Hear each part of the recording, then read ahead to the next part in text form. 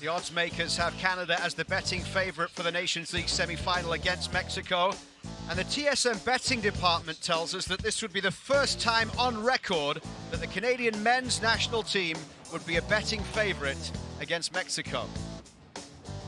I don't think we need the odds makers to tell us that this isn't the kind of matchup that it was a few years ago in terms of Canada and Mexico. In fact, we started to see the tide turn a few years ago. There were those meetings that we saw between Canada and Mexico in World Cup qualifying. Yep. Canada had the success against Mexico under John Herdman as well.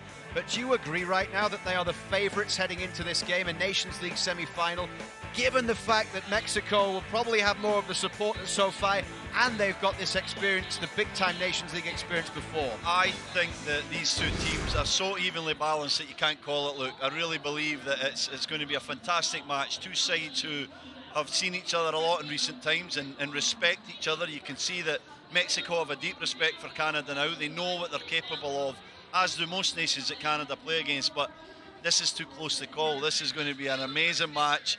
There's excellent players on both sides. For me, it's whoever can impose themselves on the game, their style on the game. There'll be contrasting styles as well.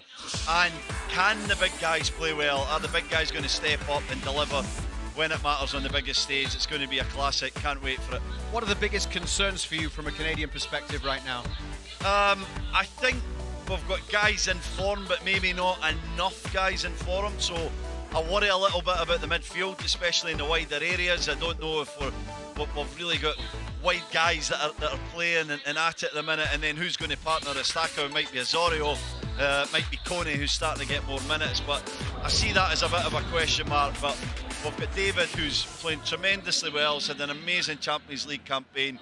Davies, I think, is having a wonderful season as well at Bayern Munich. So, like again, Bombito, tremendous at Nice. Our big guys need to play well. They have to be above and beyond, and they need to play as good as they do for their clubs, if not better, then we can win. The performance at Copa America certainly raised expectations, I think, for everybody of what this Canada squad is capable of. There's the Nations League and there's the Gold Cup this year.